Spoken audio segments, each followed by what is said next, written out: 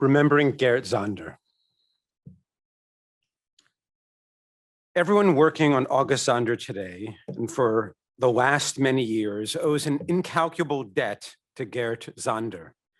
Indeed, the August Zander project, to which Gerrit directly contributed, but which he was never able to witness, would have been inconceivable several times over without Gerrit's foundational contributions. Gerrit's legacy is too rich to recount properly in these short remarks. So allow me to enumerate and contextualize one of his epic-making contributions. Gerrit's place in the Zander family was summarized best by his son, Julian, who is not only one of the great champions and supporters of the August Zander project, but also our next presenter. In his eulogy for his father, Julian wrote that, quote, "Every generation has had an impact. August, the maker, Gunther, the publisher, Gerrit, the researcher." Zander's legacy would be incomplete without each of these three, now four generations, but it is perhaps Gerrit's contributions that loom largest today. By 1929, August Zander seemed poised to publish his life work, People of the 20th Century. A successful exhibition in Cologne in 1927, the critically acclaimed 1929 publication of Face of Our Time, and a subscription flyer announcing the imminent publication of People of the 20th Century. As we know, the rise of the Nazis squashed all publication prospects, and the willful amnesia of the post-World War II period constricted the exhibition and publication of Zander's work. The result is that August Zander was never able to see People of the 20th Century realized in a consummate form.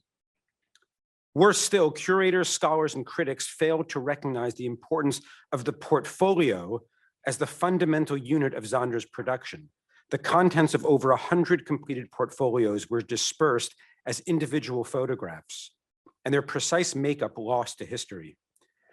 Gunther made a heroic effort to publish a coherent version of the project, and Ulrich Keller contextualized it with deep erudition and insight, but that first version obscured as much as it revealed. The work initiated by Gerrit, assisted and augmented by a number of other dedicated scholars, returned more closely and rigorously to the archive to produce the 49 portfolios and 619 photographs that serve as the basis of all recent scholarship on People of the 20th Century, as well as the visionary 2015 acquisition by MoMA led by Sarah Meister.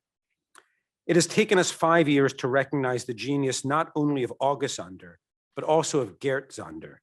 For it was Gerrit who completed his grandfather's work in a form that would surely speak as intimately and profoundly to August as it does to us.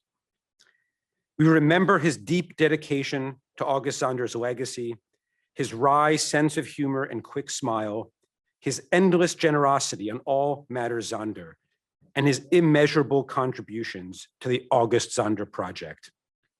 We miss him dearly, and we dedicate this final gathering to his memory. Sorry, I just said that I missed my dad. Okay. Well, first of all, Sarah, thanks for being my right hand on the click functionality. We'll make the best of this, and we know each other well, so I think this will all work out well enough. I am presenting I take direction very well. Classes and professions, die Stände. Okay, let's get right into it. In a gift, first slide, please. In a gift that August Zander gave to my late father Gerrit when he was a young man, he wrote this wise and comical little note. It says, Gott gibt uns die Nüsse, aber knacken musst du sie selber. Loosely translated, that means God gives us the nuts, but you need to crack them yourself. In the decades I've been surrounded by the work of my great-grandfather, I have grown to love and appreciate the subtleties, his humor, and his encouragement of inspection. When looking through his materials and reading his letters, there's always a sense of the curious and the engaged. August himself said that photography is a medium that is so very suited for depicting our time, the face of our time, which I think is important to remember that it refers to his time and not to our time now. During the past sessions of the August Sander project, I've spoken of the fact that August was interested in what his pictures had to say, more than if they represented the scene photographed at the time the negative was made. This may go against the documentary nature of Sander's work, at least in some people's idea, but if we consider the aforementioned creation of characters, as Smooth named it, it could also be seen as deliberate. The most obvious case in point is, of course, the bricklayer seen here. This iconic image is full of secrets, the most intriguing of which is August Sander's manipulation of the glass negative itself. August selected and highlighted the part of this negative that was most important to him. It was deliberate. It was deliberate for this picture. From a technical standpoint, this is fascinating. We're talking about old school Photoshop. And if we think about the fact that, as Noam and Smooth had briefly discussed, the fact that the Stammmappe seemed to fail in what it was doing, there's an underlying idea, at least that I carry, that it wasn't so much a failure, but much more a more subtle pointing to a particular set of ideas. Sander's artistic intent was exercised both on an image and on a curatorial level. Noam, as you just spoke about, the portfolio being the fundamental unit of his artistic creation. His ideals were not solely based on class or role in a single image. But for my presentation, I would like to focus more on the implication of this form of visual precision or selective alteration insofar as it points to the underlying truth August Sander was trying to present, which leads to the question what this all has to do with Group 4 or Portfolio 24 of people of the 20th century. The question I kept asking myself was, as did I think Sarah, sorry, I'm horrible with names. Why is this portfolio in this group of pictures? So let me start by digging into some numbers. The portfolio of aristocrats portrayed by August Sander consists of just 5 negatives. And we assume that the selection may have been larger, but very few negatives from the aristocrats survived the fire, which was actually in 1946 in a basement in Cologne after the Second World War, and which decimated about 75% of August Sander's negatives. So I guess we'll never really know. And although this is tragic, the size of the group does somehow seem serendipitous if looked at through a contemporary conceptual lens. 5 images represent about 1% of the complete 619 images of people of the 20th century. We could say this is the so-called 1%. The portfolio itself is embedded in a group of 127 portraits, which are called classes and professions. In German, the group is called die Stände. And we heard Dave and Zoe discussing the problems with translation and language. It's said that German is the language of the poets, and me being married to a German teacher, I have learned a lot about the nuances of the language.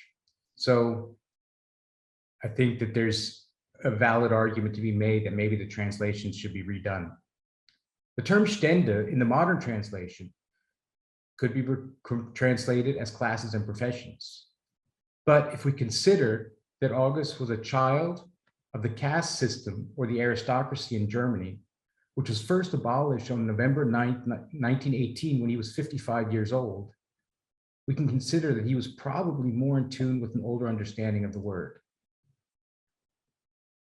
The traditional definition refers to a social caste system consisting of 3 primary groups: Bauer, Klerus, and Adel, as Noam so eloquently explained in his introduction. The Bauer refers to the working class or the proletariat. Klerus refers to the spiritual leadership or the clergy, the artist, and so on. Adel refers to the decision makers, the ruling class. I think it's interesting that although this is such a simple structure as defined by the medieval construct, Sander actually went through and spread out these specific roles into different groups and portfolios inside of this body of work. The basic segmentation is kind of a precursor of what August would later develop. Of course, August's view was much more nuanced and sophisticated. Let me not get ahead of myself. The 619 portraits that comprise people of the 20th century show representations of Germany of the Germany in which August Sander lived while he was working on the project. We also have to consider that the first works were pre-1900, and he started conceptualizing the project around that time and first formulated it in the 20s together with the Kölner Progressiven. And he worked on it until his dying day, as did my father, actually. And we would not really be sitting here together if some of these images had not become part of our visual canon. Indeed, August created a vocabulary for portraits, which is still being used to this day. There are groups that have become legend, like the master craftsman and the young farmer, seen here.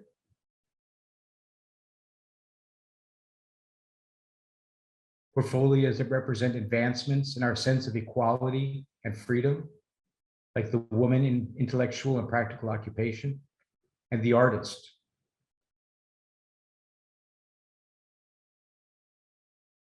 But we also find portfolios that appear to be of such a similar segment that the separation seems less clear. Here, we see a composer and a performing musician, a singer. And here we see a scholar and a teacher. From the separate portfolios, the scholar and the teacher and educator.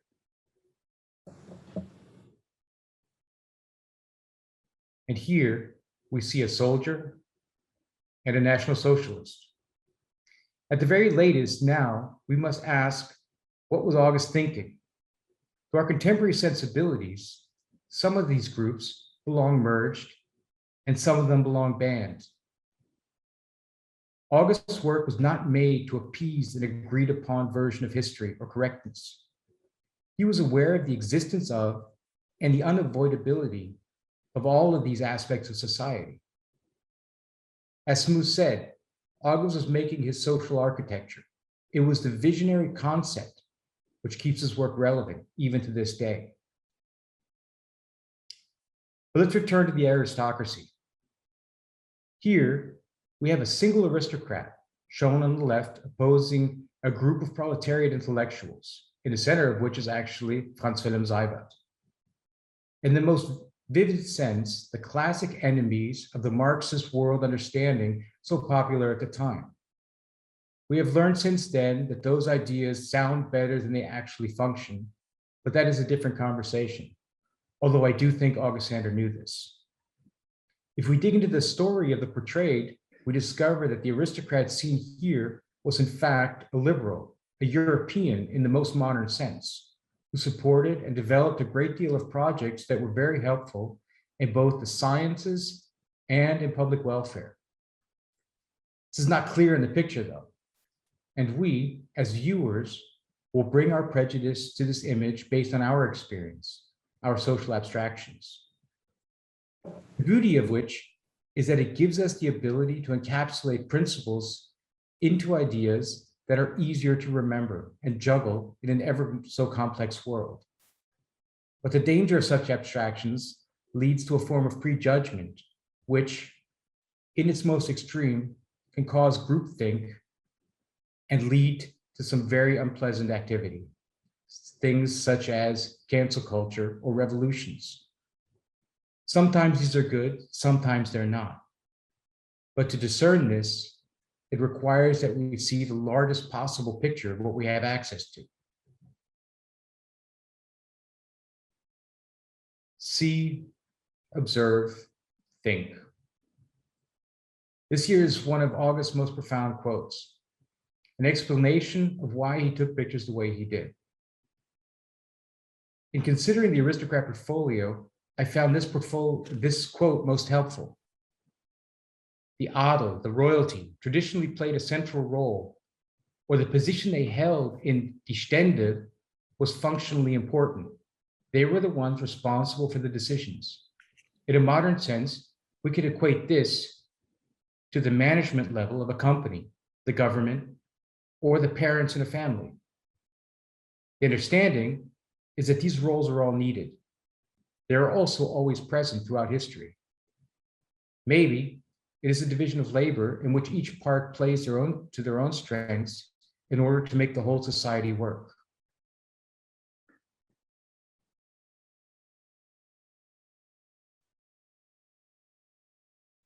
Next slide, please. What I take away from a consideration of the 5 portraits is that they represent a very small part of a whole. They are nested within a group in and of itself, representing a prototype of all human groups. There are no social structures which do not have representations of these 3 groups. The contemporary identities have changed and renamed themselves, but the basic functions are still here. And in a way, people of the 20th century is an abstraction of this. By putting these portraits into people of the 20th century, the whole picture effectively becomes more complete and nuanced.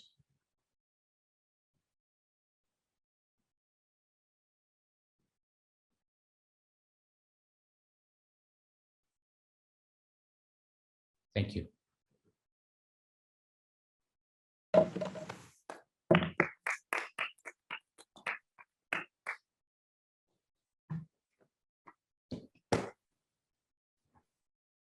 This is the first time I've seen this. So. Okay, now if I want to go back. Good, got it. Well, thank you all very much for the organizers, Noam and Sarah, and everybody just for the opportunity to do something which is way outside my comfort zone. Which I think I qualified for by virtue of having written a little book about theology and art. Maybe there wasn't anybody who seemed quite tuned to the subject matter, though this talk isn't really going to be much about theology. I wanted to start, in fact, by talking about the prestige that certainly have accrued to Zander's photography by virtue of their prominent mention in Walter Benjamin's short history of photography from 1931, which anoints him alongside Auger, I think it's fair to say, as the avatar of the medium in its core capacity for capturing both animate and inanimate physiognomies in the world, in the modern world. But my assignment on the clergymen sent me to another of Benjamin's writings, his latterly famous thesis that he'd unsuccessfully submitted 4 years before on the origins of the German sorrow plays or mourning plays, the usual translation of tragic drama being a real misnomer. Though Benjamin barely mentions these particulars, and still less do his many acolytes, these were plays composed by such authors as Andreas Gryphius and Daniel Caspar von Lohenstein, all written in the Silesian city of Breslau in the decades following the 30 Years' War. Although these are counted as the first serious dramatic works in the German vernacular, none were in fact written for public performance in our present day understanding of that. Instead, they were acted out by the students and faculty of the gymnasium in the city, intended for instructional purposes. They invariably concern both the cruel exertions of tyrants against exemplars of both Christian and secular virtue. And as Benjamin did emphasize, their style is conspicuously ornate, with strings of declamatory metaphors and self-conscious elevation of rhetorical diction, while the characters tend to be flat, unchanging reflections of their position or function. Heightened emotional tensity most often entails excruciating suffering and death, leaving stark devastation in their wake. So what was all this for? Just pardon me if I go on a little more about this. It does feed into my thinking about our clergymen. Silesia had been a battleground during the 30 Years' War between Catholic and Protestant princes, such that Breslau, after the Peace of Westphalia, found itself an island of tolerated Protestantism in a province ruled by a high-handed Catholic nobility under Habsburg, sort of overall rule. So via this scholastic school of drama, the sons of that local Protestant bourgeoisie, who were being educated for entry into the civil service, could act out in this kind of violently heightened form parables of the treacherously uncertain character of Catholic court life, which many of them were being groomed to enter. So in the face of useless official pieties, they required schooling that acknowledged a world that was lately left with the stark realization that, as two recent scholars of this literature have put it, fate was governed not by divine will, but by random mechanical forces beyond their control and without a humane purpose or morality. So that is where Benjamin's famous, if much travestied, theory of allegory actually comes from.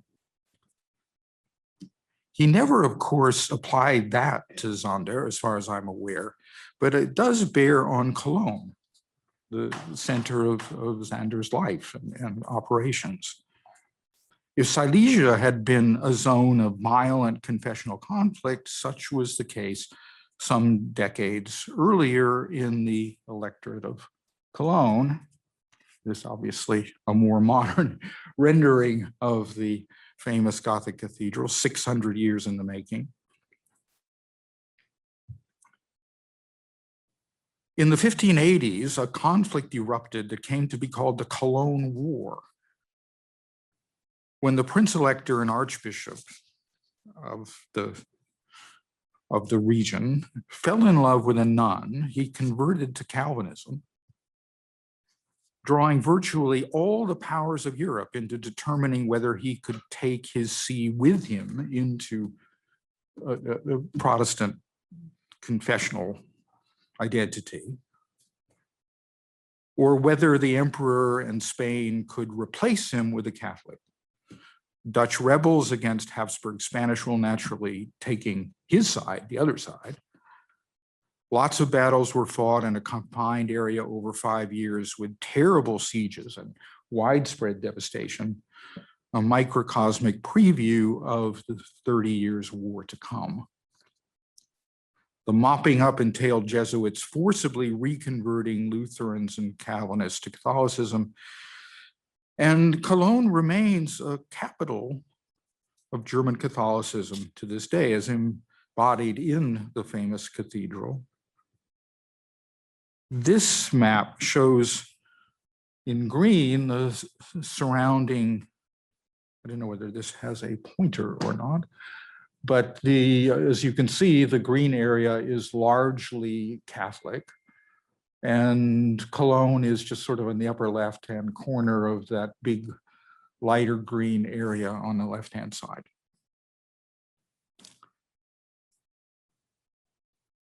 So I couldn't help beginning with the ways in which Zander's clergymen correlate to this historical and confessional inheritance.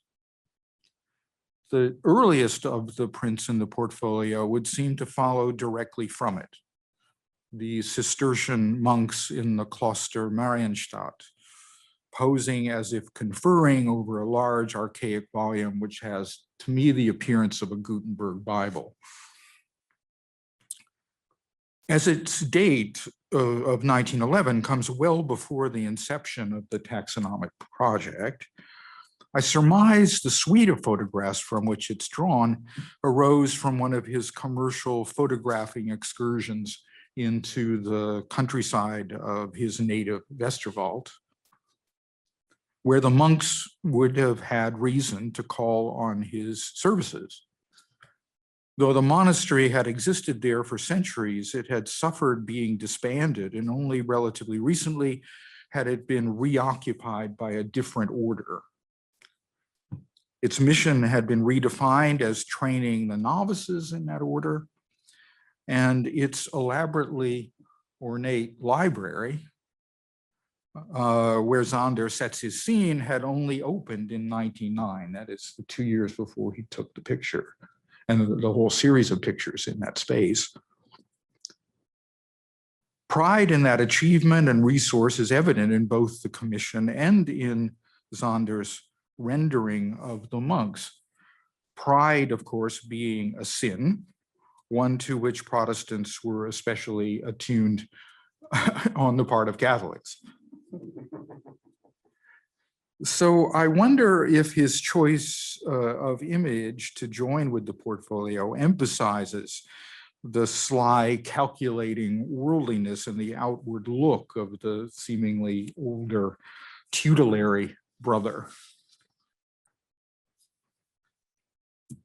Of the 12 prints where the category of clergyman is implicitly assumed to be a Christian category entirely, only 3 more are Catholic. The first encounter in the set being this one, portrait of Father Hofferkamp of Cologne, rendered, done in 1927, rendered in this isolated silhouette. The contrast stark against the richly furnished library of the country monastery. I'd guess the off-balance asymmetry of the pose accords with Zander's stated aim to impart a sense of motion to his subjects I was reading about. But the white drop isolates this priest from any visible token of his environment or role. Likewise, this is the case with this more affably seated priestly counterpart, and the nun serving as a nurse in the parish social service ministry, both from 1926. She's posed more symmetrically with a very small degree of implied motion and without a habit, perhaps in line with her duties, and therefore no enveloping costume to obscure the pious self-containment of her pose and her earnest regard. Now, the Protestant subjects, by contrast, are all furnished with context and sincere tokens of community. None of them more than the Protestant minister, one Dr. Engelhardt. This was done in 1928. So these are all, part of I would think the real gearing up of the project and the intention that these be representative within the potential portfolio. This Dr. Engelhardt lives a life with the apparent function of which derives from his young male confirmation students who cluster around him so tightly. His own son, it's noted, is the smaller boy right at the bottom with the head just kind of looking over the border, bottom border of the photograph. But it might be said that Zander actually reduced the intergenerational embeddedness of the original shot when he cropped the portfolio version, but the compression of the final composition may in fact better convey the packed embeddedness of the figure in his community and in the succession of generations. If we see an isolated Protestant minister, as here from 1931, this is an evangelical church urban missionary described, so in some kind of outreach to the unchurched or the poor, I imagine. And the following print places him firmly within his brotherhood of very well turned out urban missionaries, as they are labeled. And there are 5 more Protestant subjects, bringing the total up to 8 of the 12 in predominantly Catholic Cologne. For the sake of time, I'll end with this couple. Really remarkable portrait, double portrait, I think. A younger Protestant minister closely entwined with his wife, captured in 1929. So at the chronological heart of the portfolio, but they are identified as being from the Westerwald, so maybe from another one of these expeditions back into his native rural environs. Despite that location, they seem to be the most urban of all the subjects in their fine, well-tailored dress and confident, very confident address to the camera. And I'd say Zander devotes to them the greatest tribute of formality in his composition as well. The light-toned abstraction of the visible fingers pressing into the elbow of her silk blouse, for example, just as it kind of comes round the other side. That little white highlight aligns itself with the axis established by the disc of rattan that caps the arm of the chair between them. Its vertical support aligns perfectly with the central thin pole of the 5 stabilizing verticals against which their heads are situated. Some part of the cabinetry, bookshelf cabinetry behind, I surmise. All of that sort of wonderfully offset by the parallelism of their diagonal left hands. So the pair might be in the hinterland for now, but higher things seem to be in prospect for the young couple, who exemplify in the most subtle form the logic of the portfolio that Catholic detaches and Protestant bonds, Protestantism bonds, I meant to say. So that's my last observation in my 10 or so minutes, and I thank you all for your attention.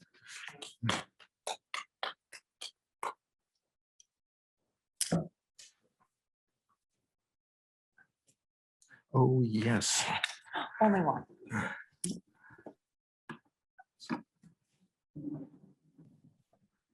Oh, nice to see the rest of them.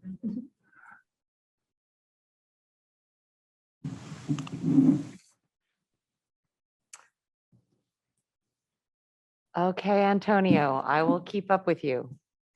Thanks, Sarah. So first of all, is the audio, is the sound, the audio okay, the level of the audio? Yes. Terrific. Okay, Thank you. So let me thank, first of all, like the other speakers, Sarah Meister and Noam Elkut for this invitation. And also thanks to Sarah, of course, for helping me to move through my slides. So in the edition of People of the 20th Century, established in 2002 by Susanne Lange, Gabriele Konrad-Scholl, and Gerd Zander, the portfolio number 26, The Teacher and the Educator, part of Group 4 entitled Classes and Professions, consists of 13 photographs realized between 1910 and 1932. In them, we see headmasters and schoolmasters, elementary and high school teachers, men and women, plus 2 village school classes photographed in 1912 and 1929 in the middle of the woods against the background of the forest, in a milieu that is typical of the photographs of the Stammmappe, translated in English with a portfolio of archetypes. In order to let our audience be briefly acquainted with this portfolio, I will now ask Sarah to briefly move through the slides with the 13 photographs without commentary by me, stopping at the 13th slide, which shows a high school teacher from 1932. Thank you, Sarah.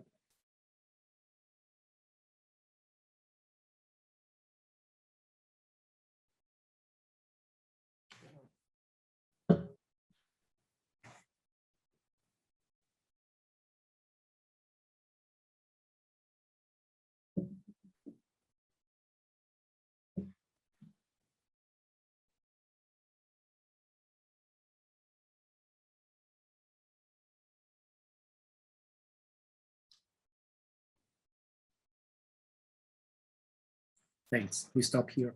Altogether, these 13 photographs were supposed to constitute what August Sander called a historical physiognomical image, ein physiognomisches Zeitbild, of a segment of society dedicated to the practices of teaching and learning, training and exercising. And it is with a reference to such practices, in particular to the idea of training, that I would like to begin my presentation of this portfolio. I will do it by referring to an important example of the reception of August Sander's project in his own time, at the beginning of the 1930s, right after the publication in 1929 of a collection of 60 photographs from the project People of the 20th Century in the volume Antlitz der Zeit, Face of Our Time. The example I'm referring to, next slide, are the passages on August Sander in Walter Benjamin's Little History of Photography, written in 1931.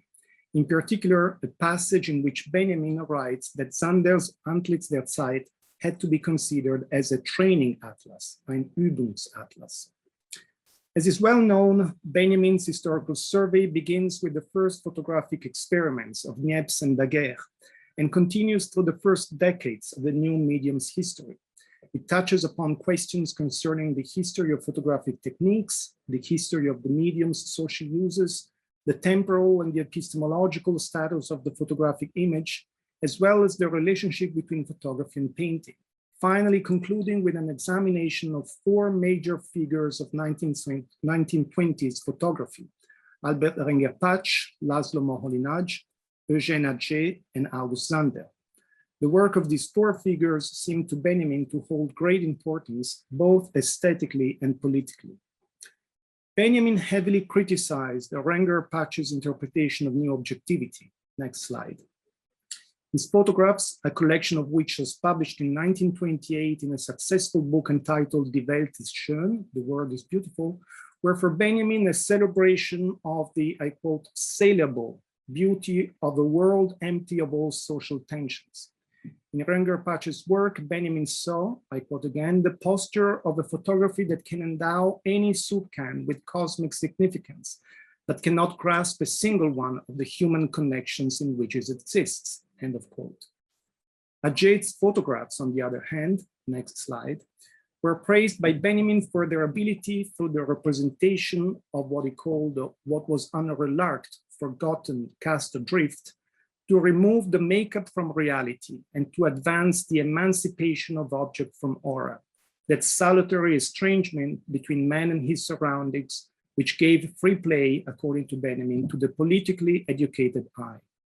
Underlining a theme that returns frequently in his writings on photography and cinema, Benjamin saw in Atget's photographs the instrument of an education, of a schulung of the gaze with immediate political consequences. Benjamin attributed the same educational and political value to the photographs of Laszlo Moholy-Nagy. Next slide. Both in the Little History of Photography and in other writings, he quotes Moholy-Nagy's statement that it is not the person ignorant of writing, but the one ignorant of photography who will be the illiterate of the future. A statement that provides a synthesis of one of the fundamental theses of 1920s Neue Vision movement, which held that photography should be considered as a visual medium capable of contributing to an extension and a reorganization of the human sensorium. As for Zander, next slide, Benjamin mentions both the series of 60 photographs published in Antlitz der Zeit and the wider project they were part of, arguing that they could play a crucial political role in an era marked by deep political and social transformation. Here is what Benjamin writes in a quotation that I will read at length. Next slide.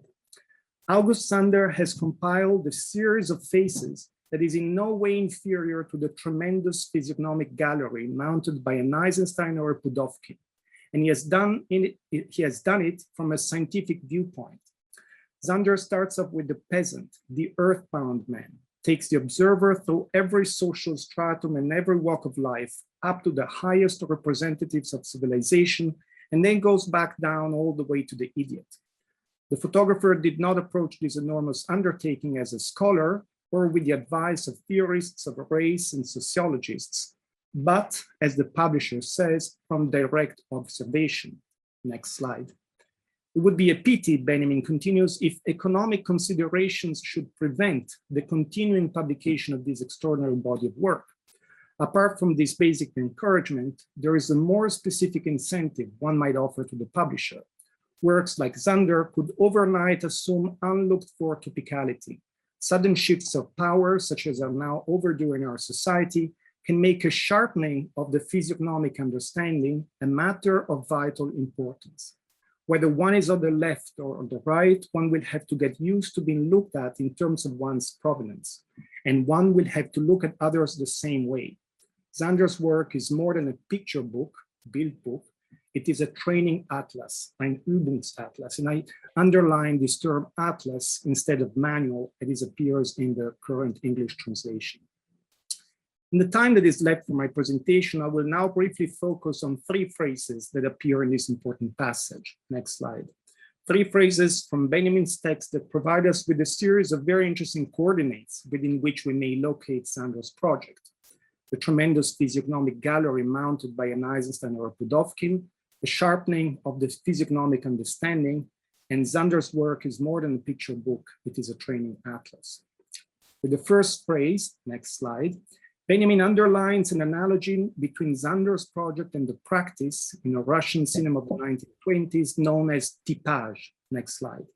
The practice of choosing actors, often non-professional actors, whose facial traits and expressions could immediately reveal their position within the social and political spectrum.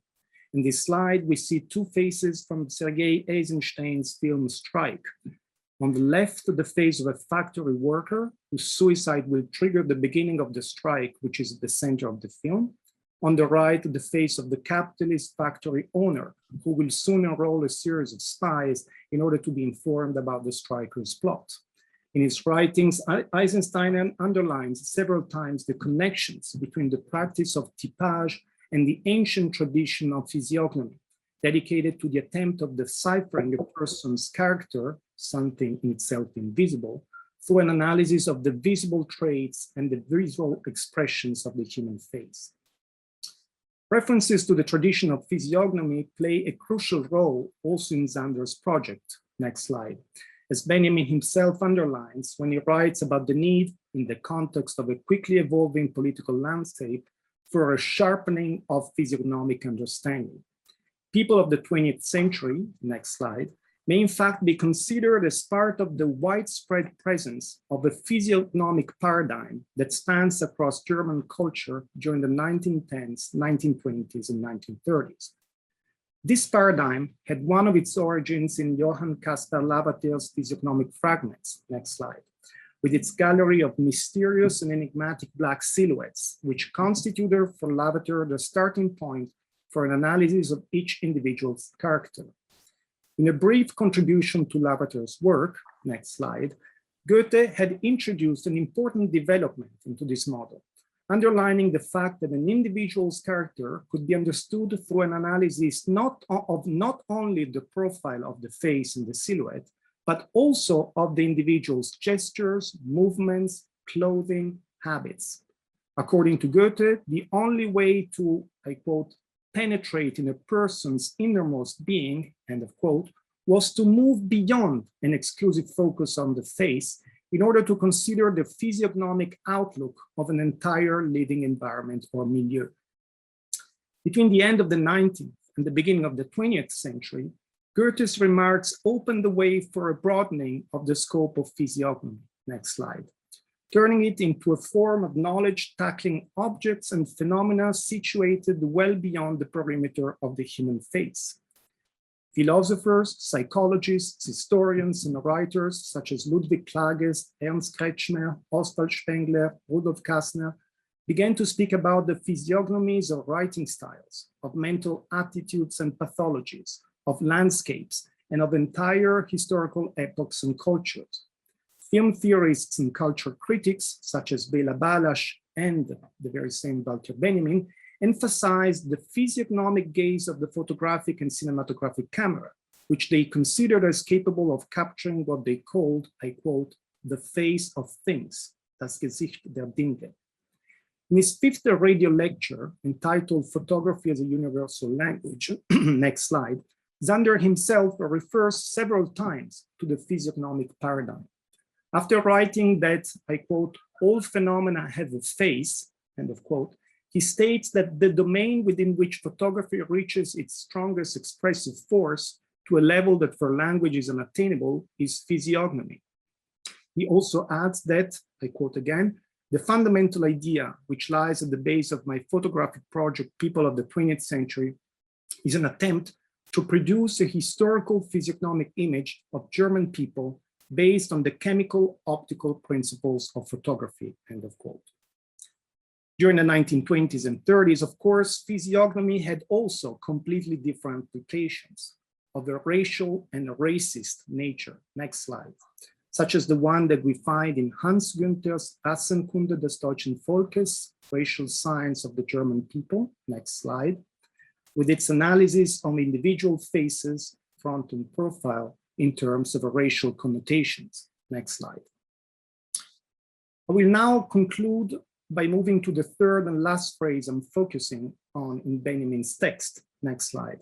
The one in which he writes that Zander's work is more than a picture book, it is a training atlas. With this phrase, Benjamin refers to a current idea in his writing, next slide, the one according to which visual and sound technical media could contribute to a new training of the sensorium, and invites us to locate Zander's project, next slide, within the long tradition of picture atlases. This tradition began within the context of Flemish cartography at the end of the 16th century, next slide, with Gerardus Mercator's Atlas, a collection of geographical maps spanning the entire surface of the Earth as it was known then, and continues throughout the second half of the 19th and the first decades of the 20th century, next slide, when the atlas form began to be adopted in the different fields of anatomy, biology, zoology, ethnography, art history, and sociology. In all these fields, next slide, what we might call the dispositif of the atlas became the vehicle for a search for visual evidence and objectivity through a strategy based on the principle of montage, on the framing, ordering, and sequences of images and diagrams within the atlas plates. Famous examples of picture atlases of the 1920s include, of course, Adi Warburg's Atlas Mnemosyne, next slide, with its vast cartography of the migration of formulae of pathos from classical antiquity to the Renaissance, and in a completely different domain, next slide, educational atlases such as Otto Neurath's and Gerndt Arndt's Society and Economy, 1930, which analyzed issues such as populations, groups of the Earth, or economic forms of the Earth, next slide. So the graphic system of the already mentioned Vienna method of pictorial statistics, later called isotype. In books such as Otto Neurath's Die bunte Welt, The Colored World, next slide, the atlas principle was adopted in the genre of educational children books, presenting the child reader with a book full of images, maps, and information on the historical, social, and political connections between nations, religions, and peoples. This domain of children books leads us back to the segment of the German population which is represented in the portfolio The Teacher and the educator. Next and final slide. A segment of German society of the 1910s, 1920s, and early 30s, which was involved in that fundamental process of teaching, learning, and training that Walter Benjamin associated so closely with August Sanders' project, People of the 20th Century. Thank you.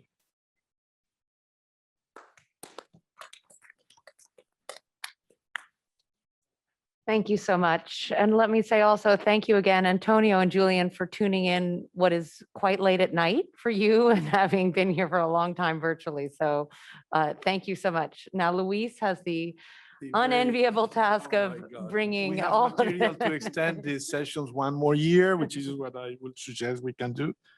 Thank you very much to Julian, Professor Crow, and Professor Somaini for this excellent and so rich, full of suggestions, readings of Barbara. I have to say first that I was impressed by Julian's overall architectural reading of the portfolio, which is something that I had personally experienced, and I have to convey my gratitude to him because we were able to install the entire portfolio at the Sao Paulo Biennial in 2012, and I saw firsthand the unparalleled capacity that Julian might have to work with that material, organizing and reorganizing that portfolio.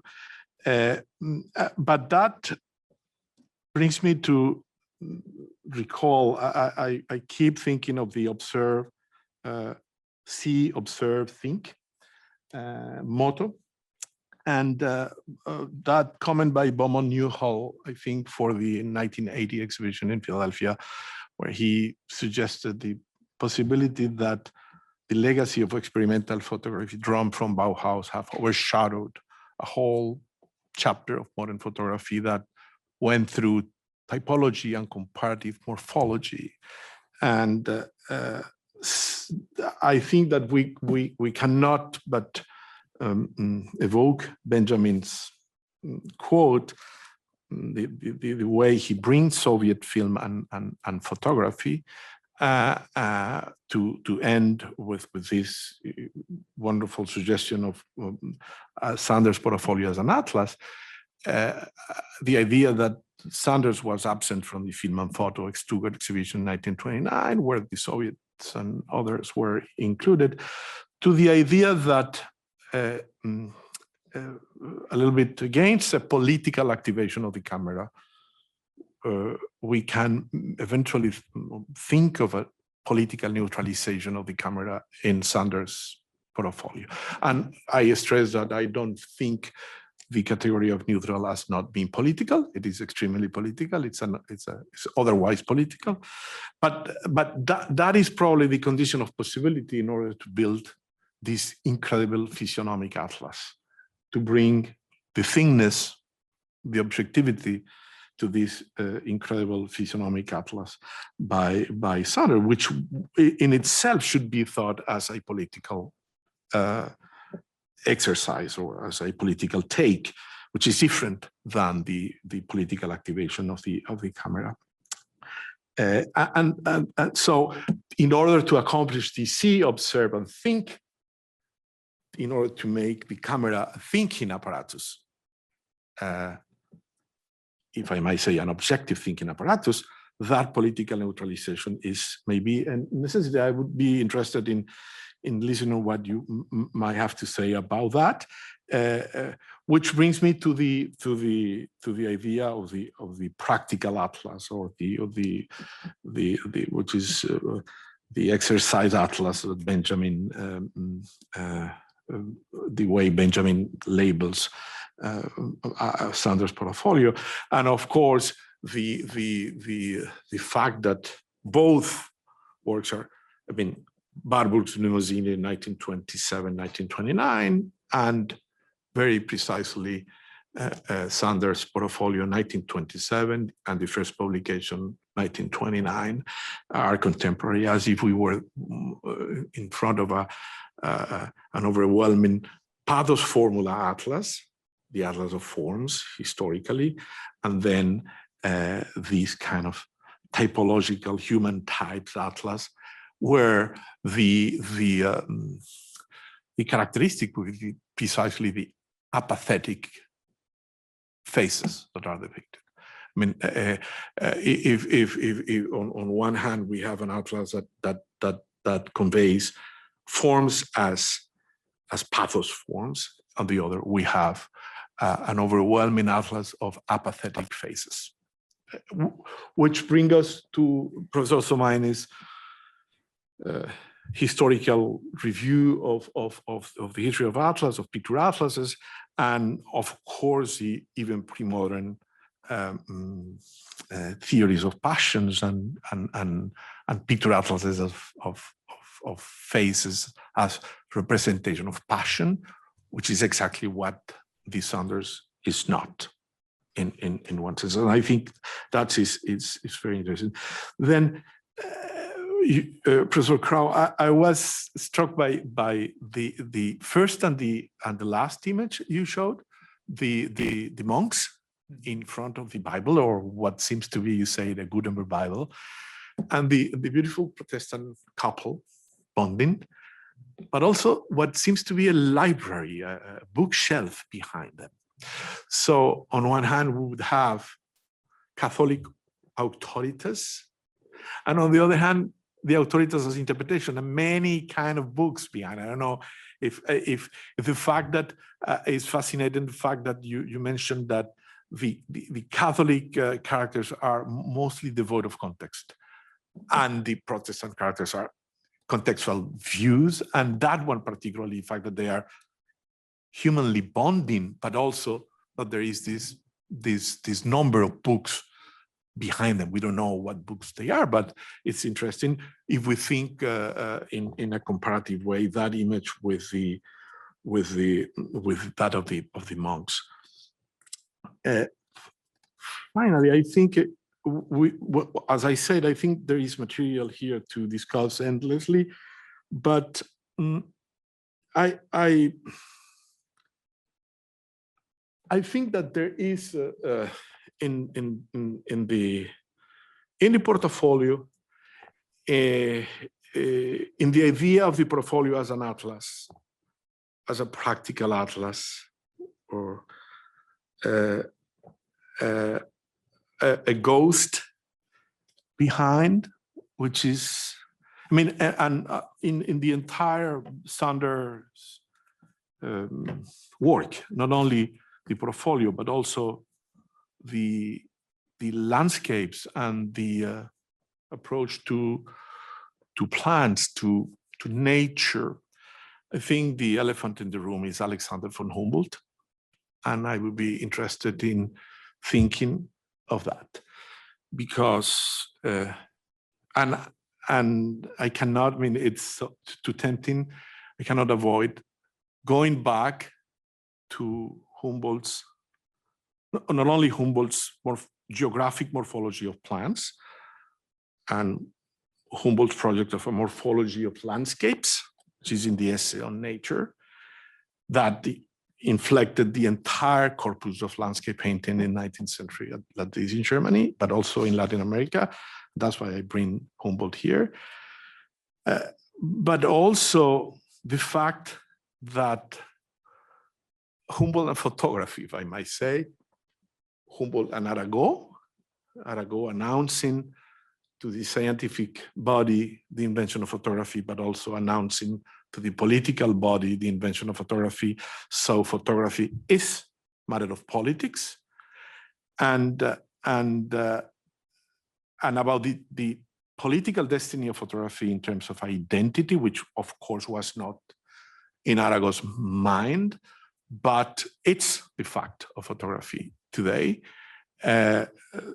And maybe what Sanders belatedly produced is the human equivalent of the huge cosmological Humboldtian view on nature. And it's an acme of identity photography, of course, that's obvious.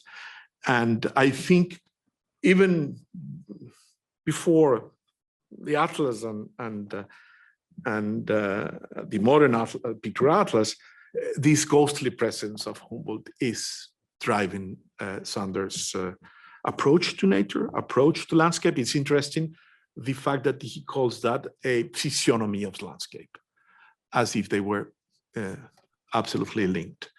And so I think, these are questions that I just throw to the session. I think it's incredibly rich, and again, I think we are very grateful to both your presentations and the possibility of having the discussion on the Bible and the books.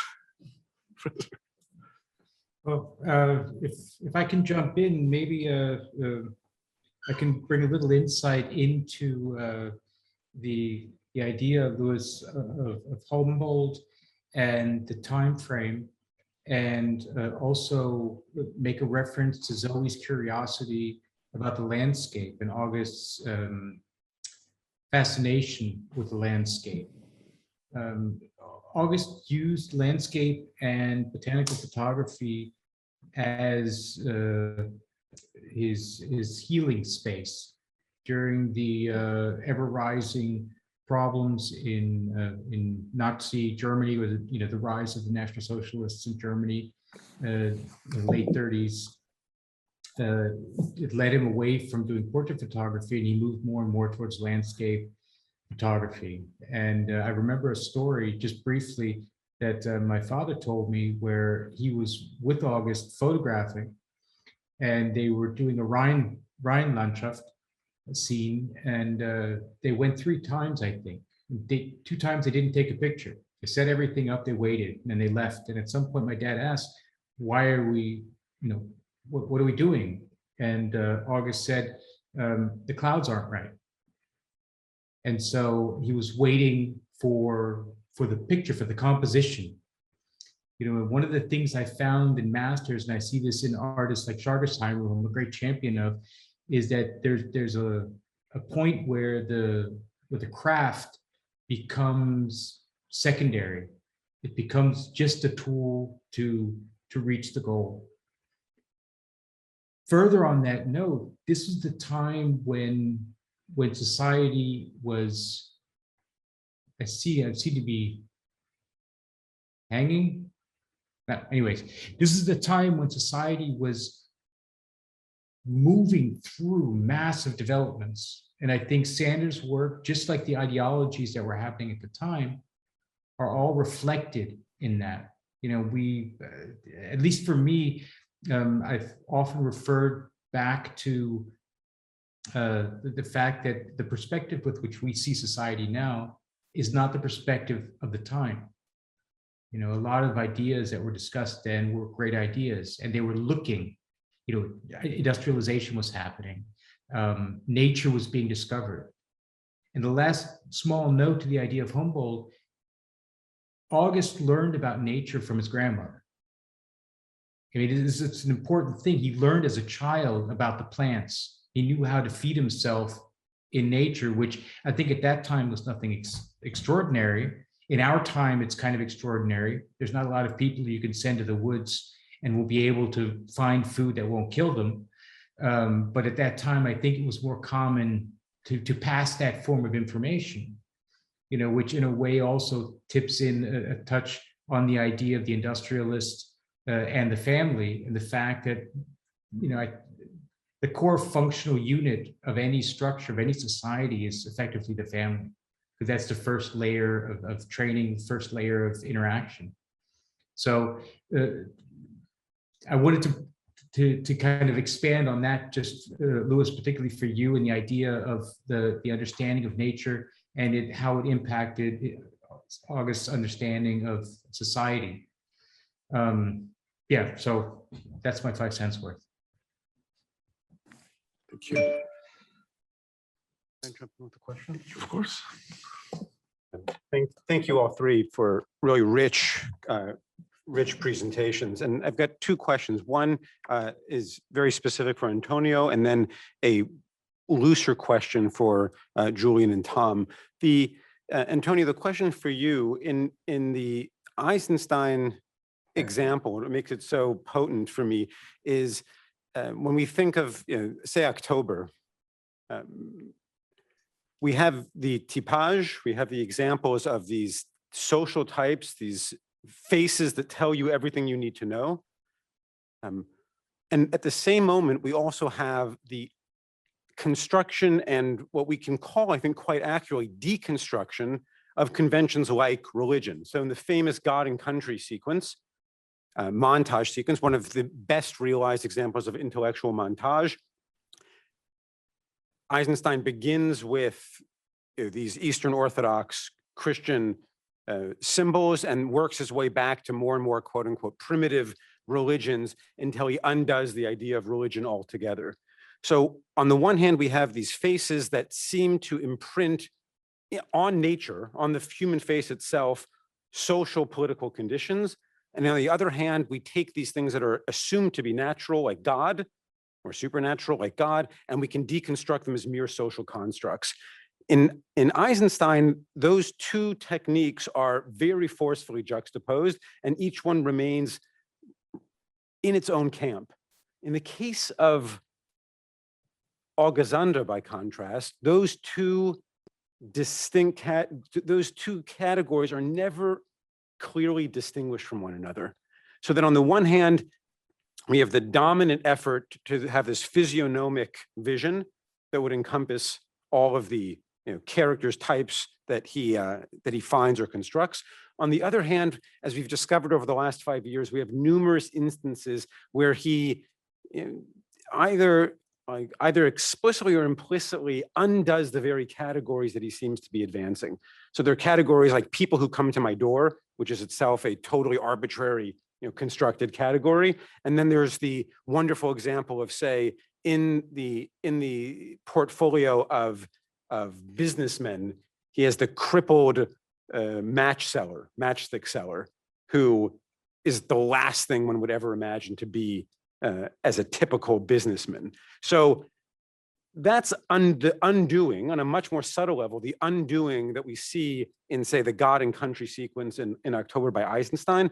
And I'm wondering whether you also see, or whether you can address the relationship between the physiognomic on the one hand, that's supposed to be a very steady form of vision, and this cultural construction that Eisenstein indulged in very explicitly, and that very subtly we also can recognize now in Zonder's own practice. And then, Well, maybe we'll let him and respond, okay, yeah. I will And then go ahead. So thank you very much both to Luis and to Noam for their remarks. I will first answer Noam comments and then also go back to some of what Luis said. Noam, I think that in Eisenstein's, there are two principles at work in the two dynamics that you evoked. On the one hand, the principle of typage is really about physiognomy with its search for types, for faces that may represent social and political types. The sequence of the gods you're referring to in the film October has another model, which is the model of caricature, of deformation. And in fact, we know that Eisenstein had in mind a specific caricature of Louis-Philippe by Philippon, in which the face of Louis-Philippe was turned progressively from his own face into an apple through a sequence of passages that we would call today a kind of morphing, of gradual morphing. And a gradual morphing that descends from images of Orthodox religion down to so-called primitive statues is what we see in that sequence. So I think that we can distinguish there the principle of physiognomy as a search for types and the principle of caricature as a form of deformation. I wanted also to go back to what Luis said about the interest in locating Zonder's project through Benjamin in the tradition of the picture atlases. As you noticed, I decided not to respect the current English translation, which translates Übungsatlas as a training manual, because that translation loses this reference, which I think is very important. I see that in our chat, Zander Gilman is evoking the tradition of medical atlases as a training medium for young physicians. He reminds us that in the 1920s, such atlases were commonplace, incorporated images, and were commonly used as form of training. But it is also interesting to try to understand what implies Benjamin's reference to this term of atlas and what may keep together the origin of the history of this form of dispositif, Mercator's atlas at the end of the 16th century, together with the 1920s medical atlases, or with uniquely complex and ambitious projects such as Warburg's Mnemosyne and Zander's People of the 20th Century. And I think there are some principles that keep this history together. One is the idea of mapping. The idea of mapping that is initially applied to the field of cartography and then extended to other areas of human knowledge and to other phenomena. It may be the anatomy of the human body, it may be the populations of the earth, it may be the pathos migrating across time, it may be an analysis of the German society of the 1920s. Another principle is the attempt to reach some kind of exhaustivity. The initial cartographic atlases were supposed to be exhaustive, and I think that also in Warburg's and in Zander, in very different ways, there is the idea of pointing towards exhaustivity. The exhaustivity is not there in all the plates, but you're given a sort of method to reach at some point a kind of an exhaustive cartography. There's also the idea of producing a knowledge through a visual display that adopts the principles of framing, ordering, and sequencing, what I called the principle of montage, of the image series, the Bilderreihe. And finally, there is this idea that the spectator of the atlas is a spectator that has to be activated, that has to exercise through a form of what was often called by these authors a comparative gaze. Warburg famously talks in his introduction to Mnemosyne about a vergleichende Betrachtung, a comparative gaze, comparative visual analysis. And Alfred Döblin, in his introduction to Antlitz der Zeit, talks about a vergleichende Photographie. So this idea of comparing, of a morphological comparison, of a spectator that needs to be activated. All these things resonate in Benjamin's idea of Zander's project as an Übungsatlas, and that's why I thought it was important to underline this concept. Thanks.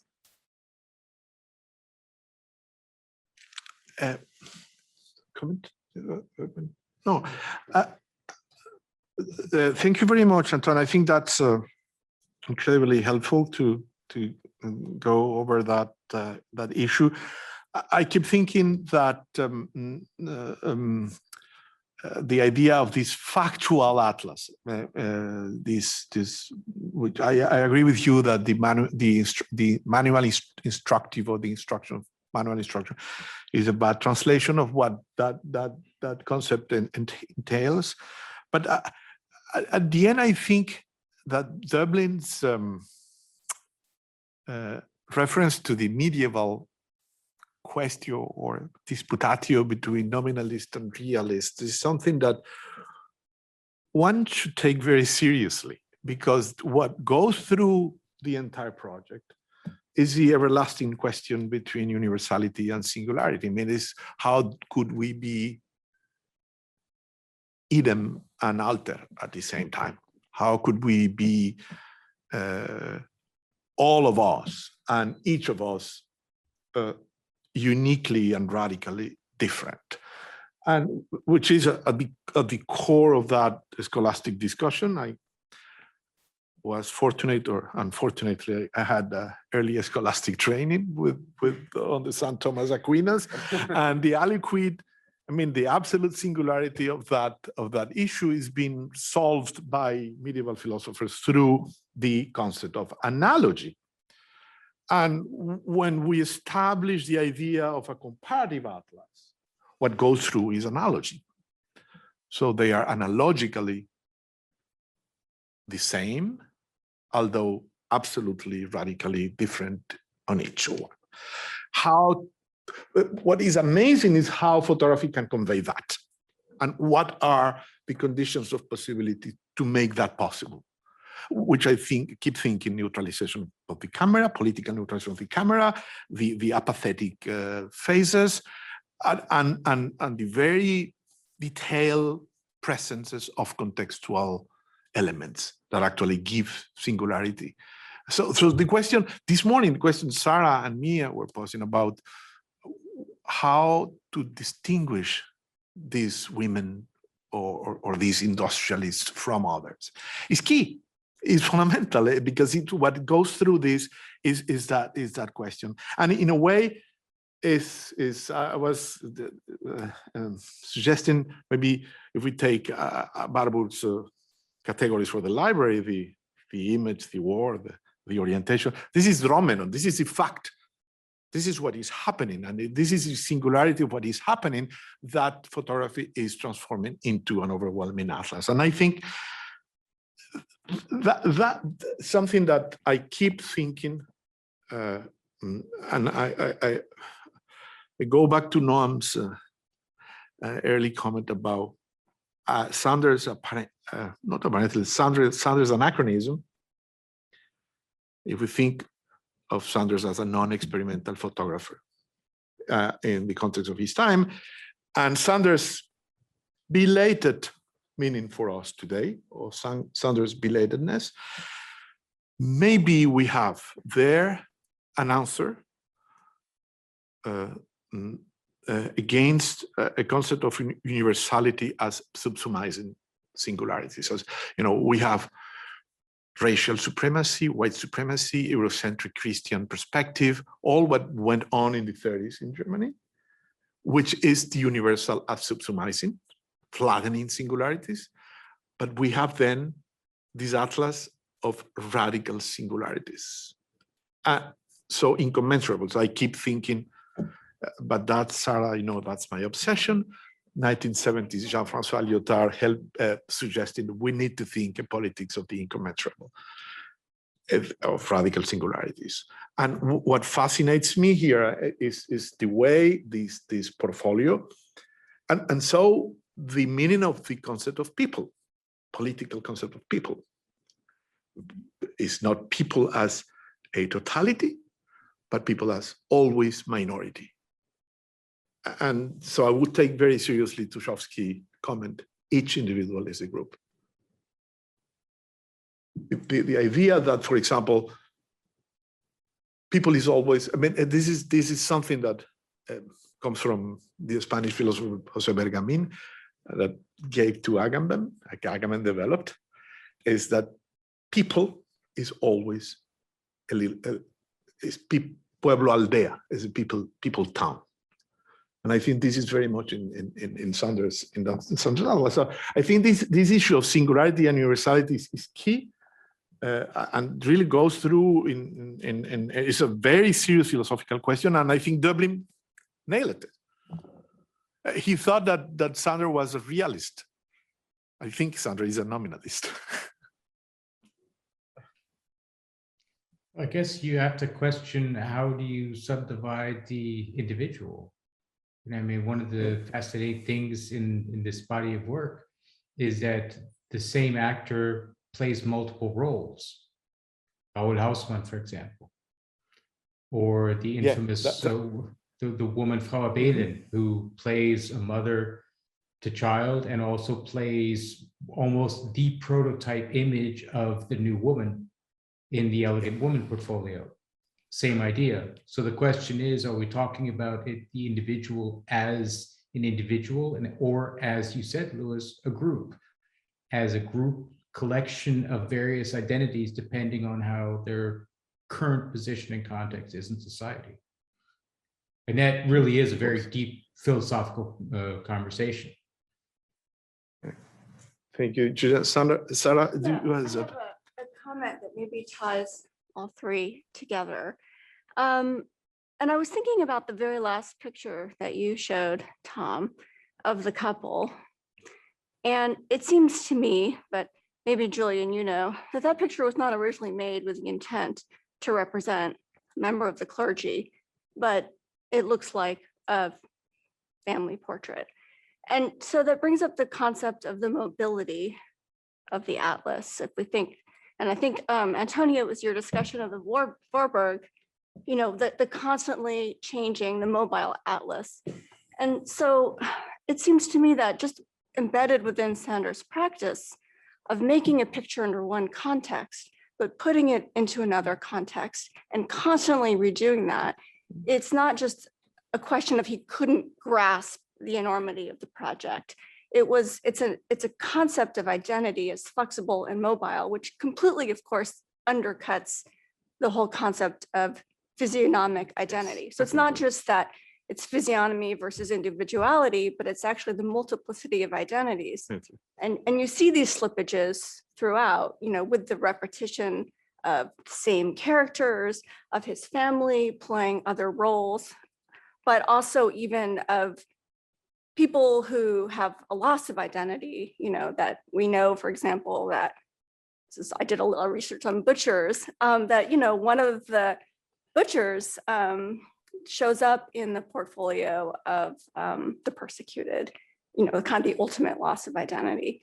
So, you know, it's singularity and multiplicity, but also within each individual. Fascinating. I think that also has to do with your comment early on the multiple temporalities that can be read there. Yeah, definitely.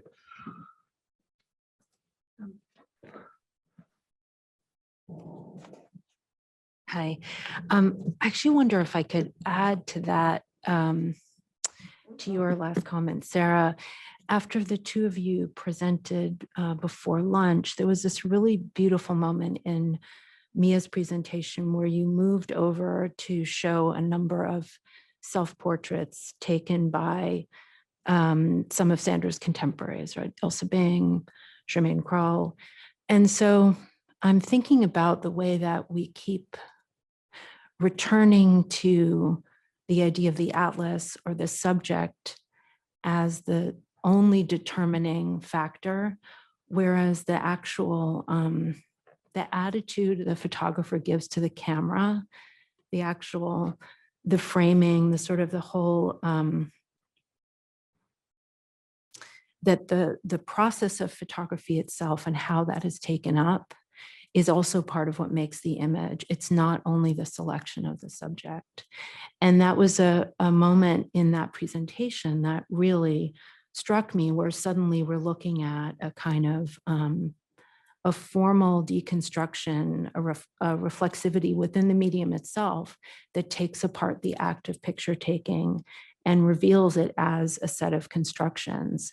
And seeing that suite of, I think it was 8 different photographers laid out in a kind of contemporaneous fashion next to Sonder, it did something really, really interesting vis-a-vis the kind of the operation of the camera itself and the possibilities of what the photographer is injecting in that process. So I think that sits somewhere in this.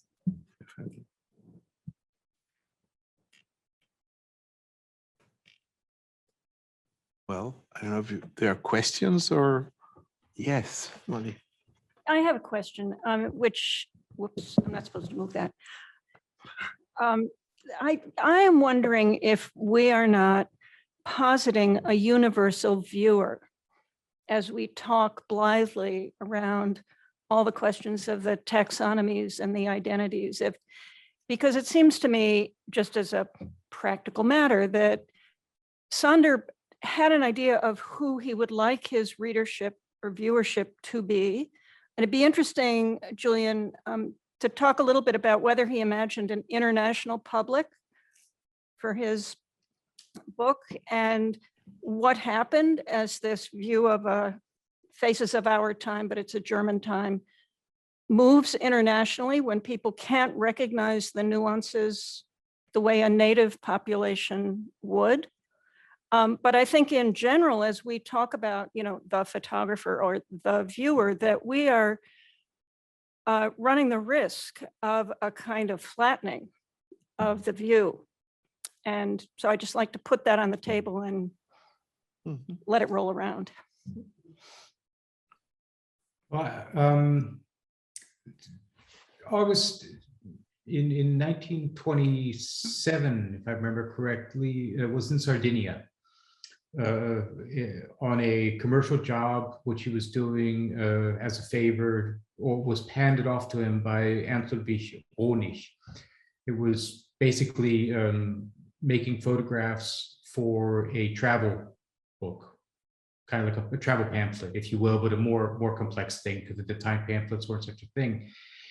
The interesting thing about that was, if you look at those pictures, you can see that his photographing inside of the Sardinian society didn't function. And the same effect happened after the Second World War.